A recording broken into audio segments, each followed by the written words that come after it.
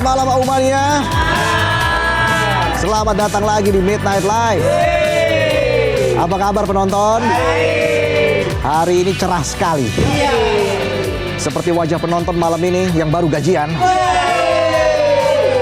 Sekarang semeringah, besok terengah-engah. Gajian numpang lewat, bayar tagihan doang. Yang penting selalu bersyukur. Ingat, kegagalan hari ini belum tentu kesuksesan esok hari. Langsung saja kita mulai. Inilah Midnight Live.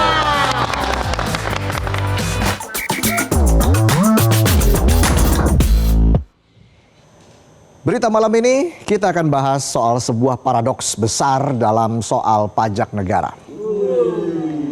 Paradoks yang kalau dipikir-pikir kok bisa-bisanya kita ikhlas. Bayangin rakyat kecil dibebani pajak sampai ke struk belanja. Beli kopi kekinian dipajakin. Beli pakaian dipajakin. Beli kuota internet buat kirim lamaran juga dipajakin. Sementara itu ada oknum-oknum pengusaha alias cukong-cukong yang punya omzet triliunan rupiah malah menghindari pajak. Di satu sisi pemerintah sibuk menambal APBN yang bocor.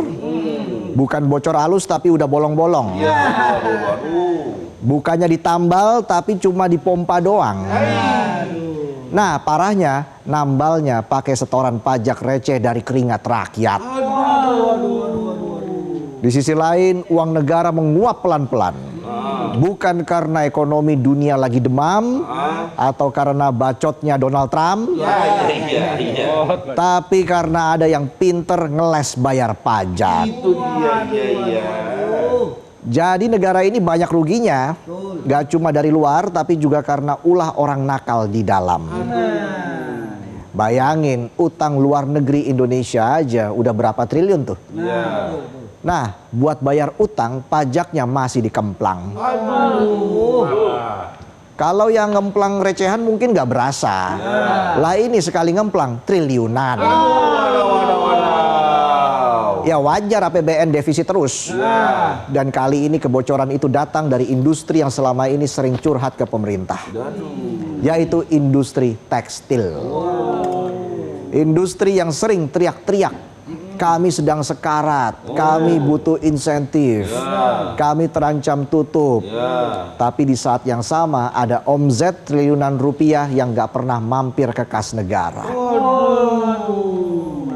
Industri tekstil ini mirip kayak bapak-bapak di komplek yang tiap bulan kerjaannya nunggak bayar duit kas RT.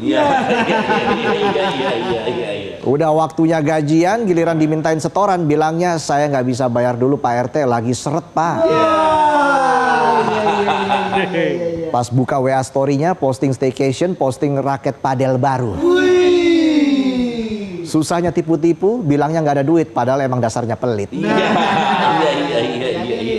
Jadi begini ceritanya begini.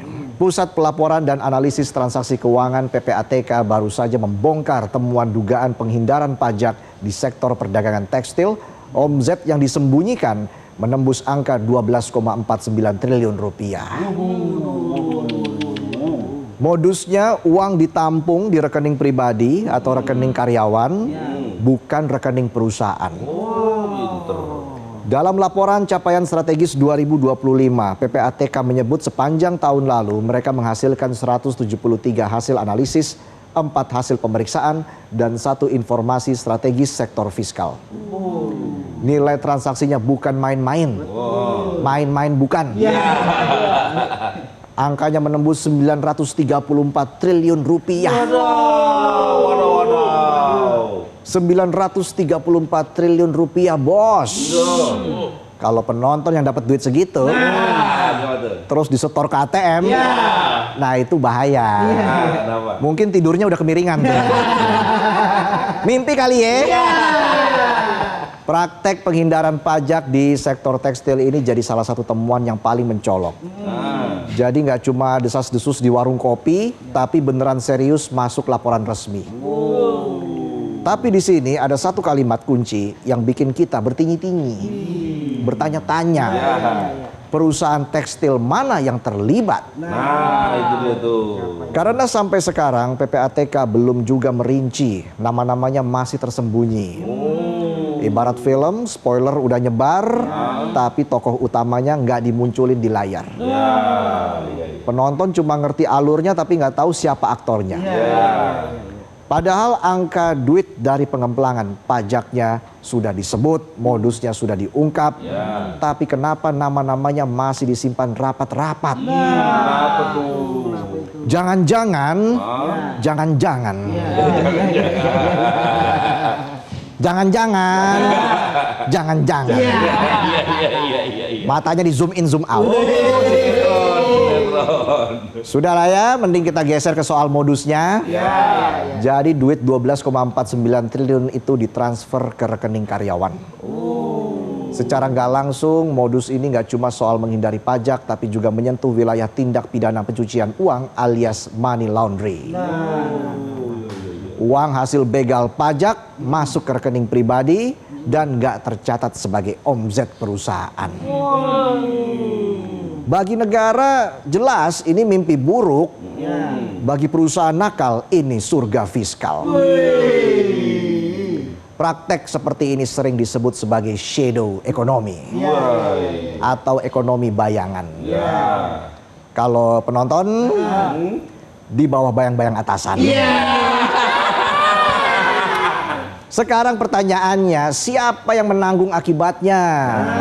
Siapa tuh? Jelas bukan pengusaha tekstil, bukan juga elit korporasi. Yang menanggung, ya rakyat lagi.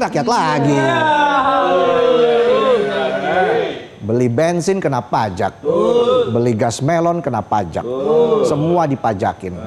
Tapi ada satu transaksi yang nggak pernah kena pajak.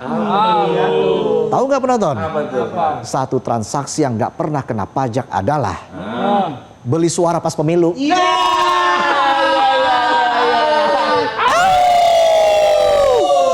Bayangin dampak dari pengemplangan pajak. Kita contohin dari kasus industri tekstil aja deh. Jadi ada 12,49 triliun rupiah disembunyikan alias nggak disetor ke negara.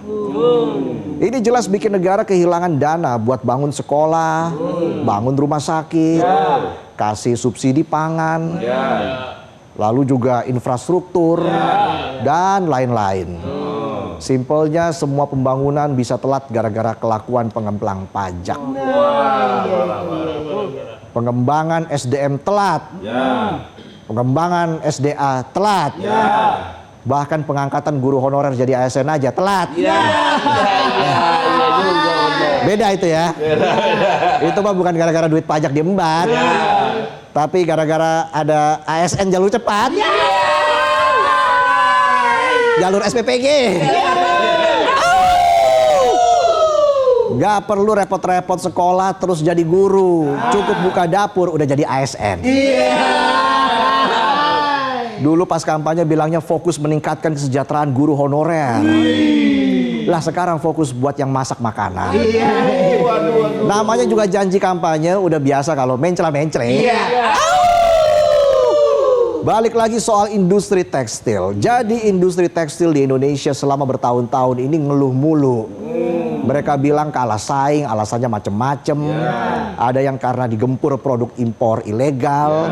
Ada juga yang bilang karena marak thrifting.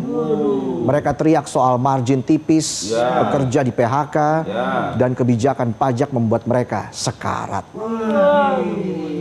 Asosiasi Pertekstilan Indonesia bahkan minta pemerintah menunda kenaikan PPN karena takut daya saing turun dan impor ilegal makin merajalela. Narasinya gitu-gitu aja. Intinya industri tekstil jadi korban, perlu perlindungan dan butuh keringanan soal perpajakan. Tapi sekarang justru terungkap ada pemain tekstil yang lihai ngeles dari pajak. Kasus tekstil ini bukan anomali. Ini hanya satu episode dari serial panjang kebocoran pajak dalam negeri. Dan potensi pendapatan negara menguap akibat ketidakpatuhan pajak yang bisa mencapai puluhan hingga ratusan triliun rupiah. Artinya negara ini bukan kekurangan uang, Negara ini kekurangan kepatuhan dan keberanian. Kalau udah ngomong kepatuhan di sini emang agak susah. Jangankan patuh pajak, patuh aturan aja susah. Tapi kalau soal berani, saya yakin di sini orangnya nekat dan banyak akal. Aturannya bilang ikut konstitusi, yang terjadi konstitusi dikadali. Di sisi lain, Direktorat Jenderal Pajak mencatat upaya penagihan terhadap ratusan penunggang pajak besar, menghasilkan ratusan triliun rupiah. Di satu sisi bisa dibilang itu kerja bagus, di sisi lain itu menggambarkan bahwa pengemplang pajak jelas jadi masalah serius.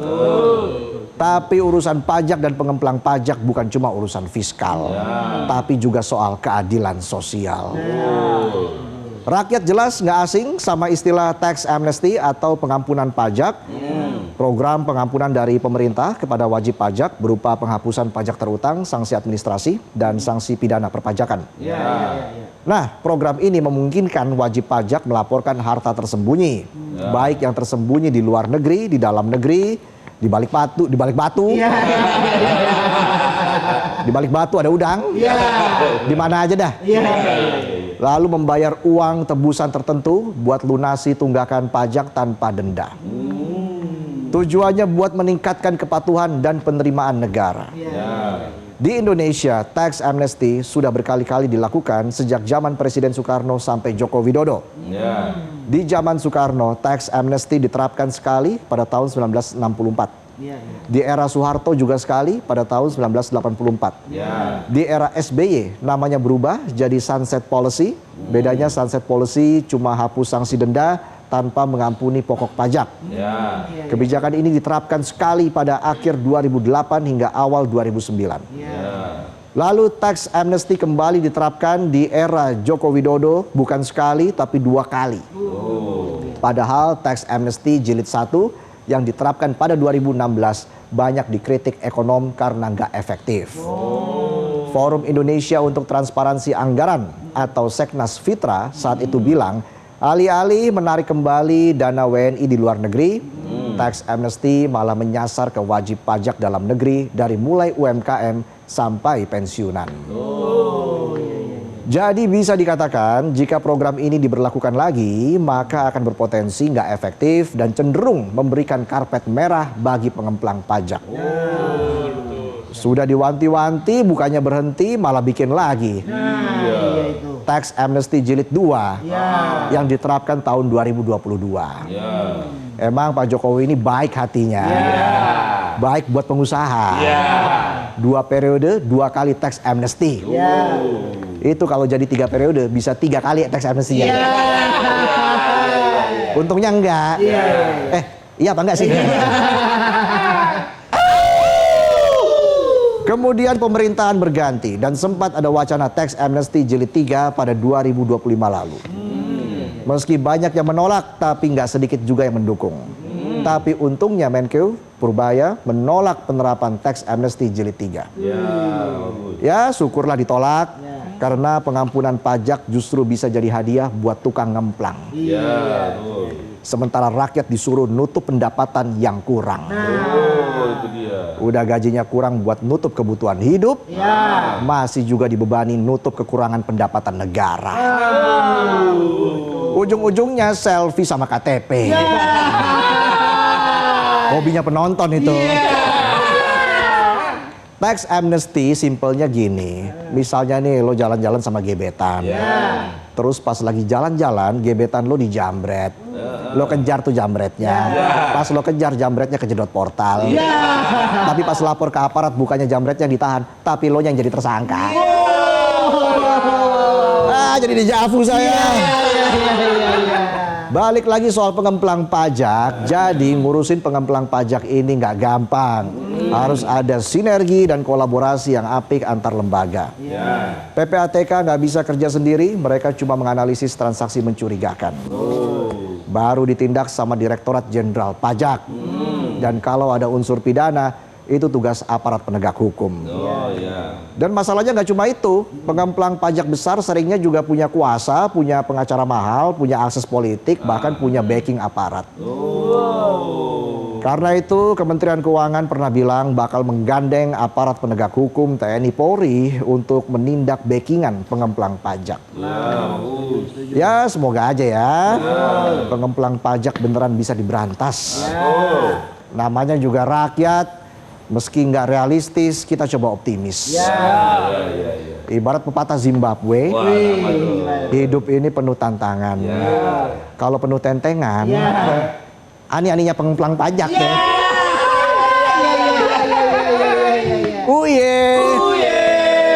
Indonesia bukan satu-satunya yang menghadapi masalah ini, tapi Indonesia punya tantangan ekstra. Tingkat kepatuhan pajak yang masih rendah, basis pajak sempit, dan ekonomi informal besar. Kasus pengemplangan pajak adalah bentuk perampokan fiskal dan butuh langkah-langkah handal agar setoran pajak tidak kembali dibegal. Kasus ini bukan soal angka, ini soal moral ekonomi bangsa. Jika cukong-cukong pengemplang pajak terus untung, maka jangan salahkan stigma yang jujur buntung, yang caur untung.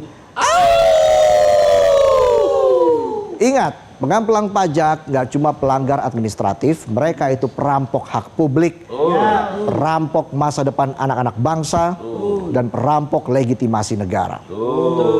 Tanpa keberanian politik buat menyebut nama, menindak dengan segera, dan menghentikan kompromi dengan cukong bermasalah, skandal 12,49 triliun rupiah hari ini hanya akan jadi menu pembuka bagi kebocoran anggaran yang jauh lebih besar di masa depan. Jika pengemplang pajak terus dilindungi oleh kekuasaan, maka jangan heran jika pendapatan pajak runtuh pelan-pelan. Pelayanan cuma jadi slogan dan rakyat kehilangan kepercayaan. Itulah tadi sajian pembuka kami di Midnight Live. Dan kami akan kembali dengan sejumlah informasi lain. Hari ini juga kita punya bintang tamu Faith akan hadir di Midnight Live. Jadi jangan kemana-mana Aumania, tetaplah di Midnight Live.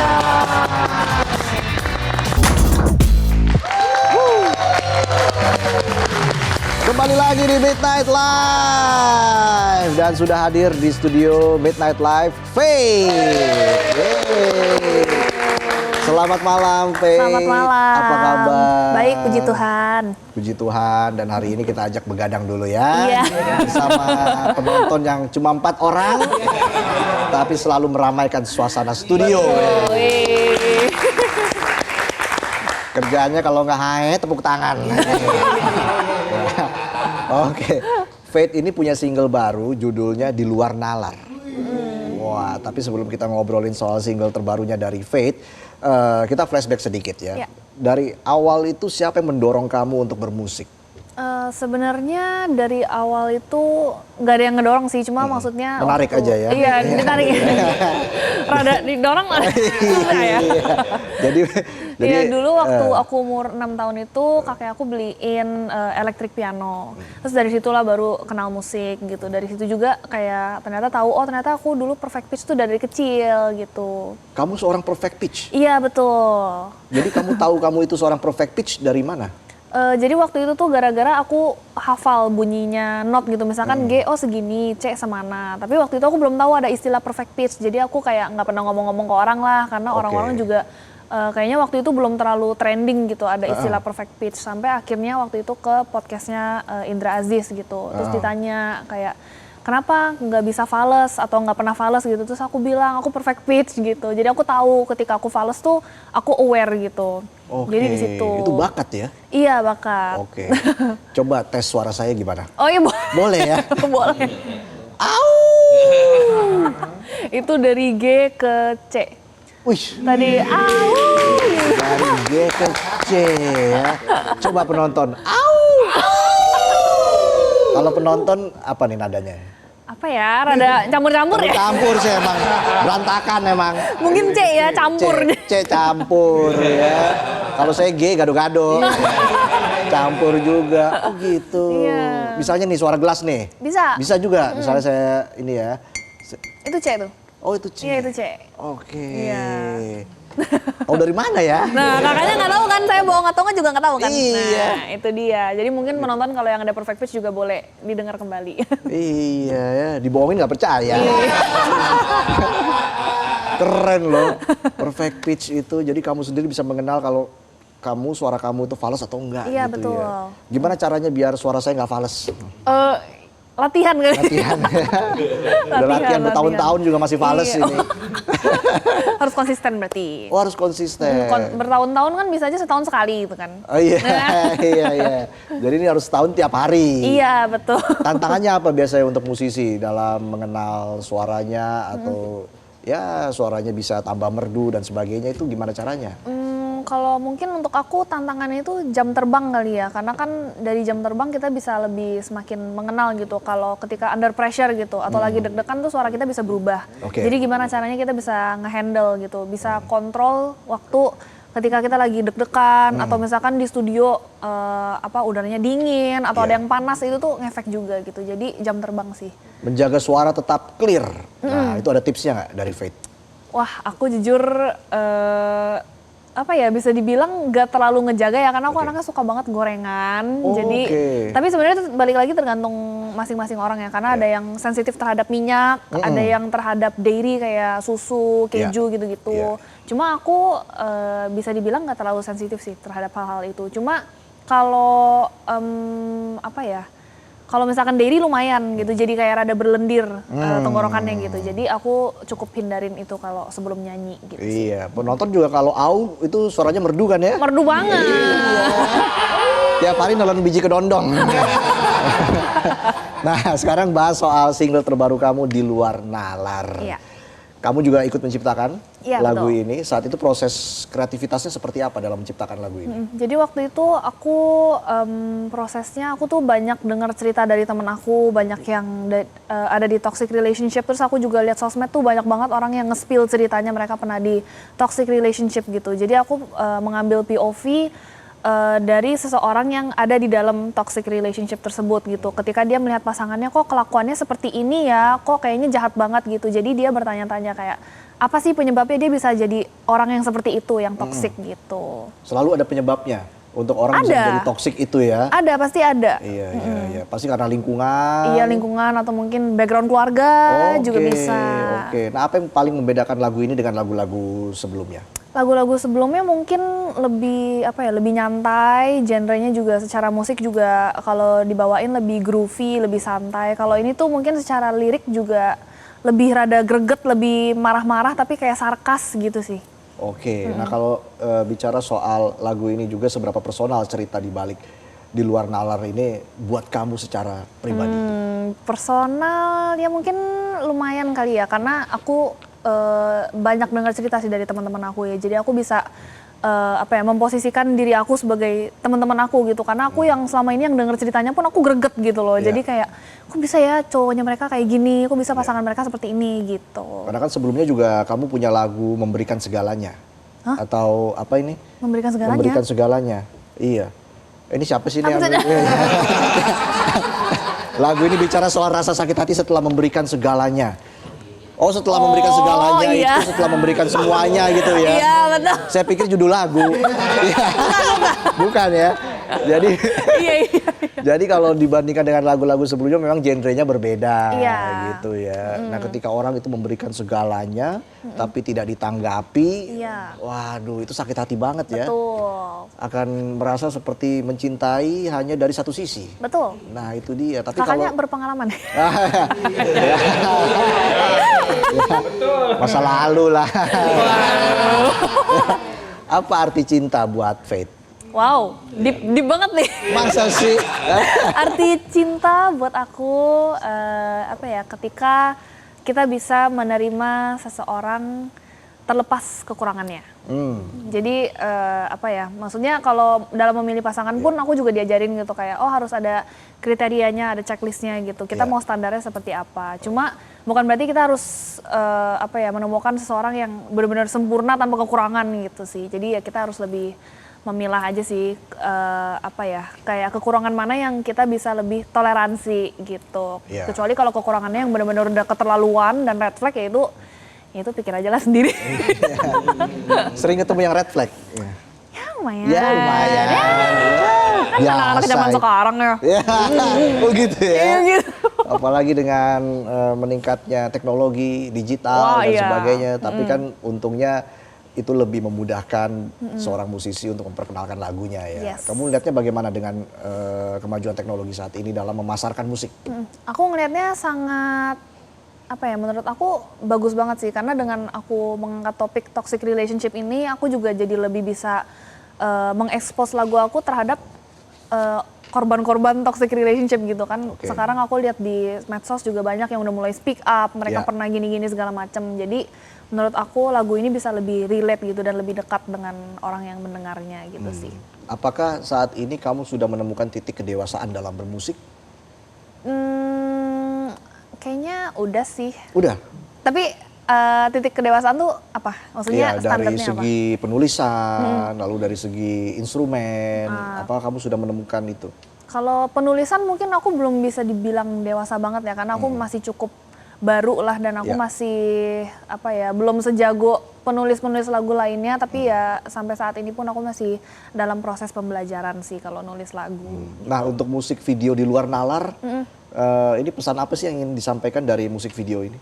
Jadi konsep MV-nya itu kan ceritanya si aku dalam MV ini tuh punya pasangan, terus pasangan ini intinya nge-treat dia kurang bagus lah. Jadi sampai di titik dimana ada di MV-nya tuh kayak si ceweknya ini nih kayak ada yang pingin mukul lah, ada pingin ngebales lah gitu. Oke. Jadi itu tuh kayak sebagai intrusive thoughts kalau sebenarnya lu bisa loh keluar dari relationship itu gitu kalau mau. Tapi kan itu balik lagi itu sebuah pilihan gitu. Iya, nah lewat lagu ini sebenarnya pesan apa yang ingin kamu sampaikan kepada pendengar begitu ya? Dan apa harapannya untuk lagu ini? Pesannya untuk pendengar mungkin kalau lagi ada di toxic relationship segera cabut. Segera cabut ya. Iya, segera cabut, jangan ragu-ragu. Pokoknya ketika udah di-treatnya nggak bener ya jangan dipertanyakan lagi gitu. Oke. Gitu sih. Dan harapannya untuk lagu ini semoga bisa membuka mata para orang-orang yang masih stuck di toxic relationship dan semoga bisa suka sama lagunya. Oke, keren. Itu. Semoga banyak yang suka sama lagunya. Nah, apa harapan Faith untuk dunia musik di Indonesia dan juga untuk karir kamu ke depan? Harapannya untuk dunia musik Indonesia semoga bisa lahir lebih banyak lagi anak-anak muda yang lebih kreatif lagi dan memajukan musik Indonesia. Pastinya dengan lebih banyak genre lagi, lebih banyak ragamnya dan semoga apa ya, mungkin di tahun ini semoga karirnya bisa lebih banyak lagi yang dengerin lagu aku dan aku pun lebih produktif lagi dalam membuat karya gitu sih. Iya, amin. Itu. Dan semoga selalu kita semua itu punya faith ya. Untuk apa yang kita cari, apa yang kita usahakan, semua butuh proses. Ya. Tapi selama kita punya faith, semoga itu semua akan terjadi dan terwujud mimpi-mimpinya. Amin, amin, amin. Faith sehat selalu ya. Terima kasih. Dan juga kita tunggu karya-karya selanjutnya. Yes. Dan tentunya sudah penasaran kan? Seperti apa suara dari Faith yang merupakan seorang perfect pitch. Itu. Nggak ada fales-falesnya lah. Amin, amin, amin. Baik, ini dia langsung kita sambut di luar nalar dari Faith. Jelajahi cara baru mendapatkan informasi. Download Metro TV Extend sekarang.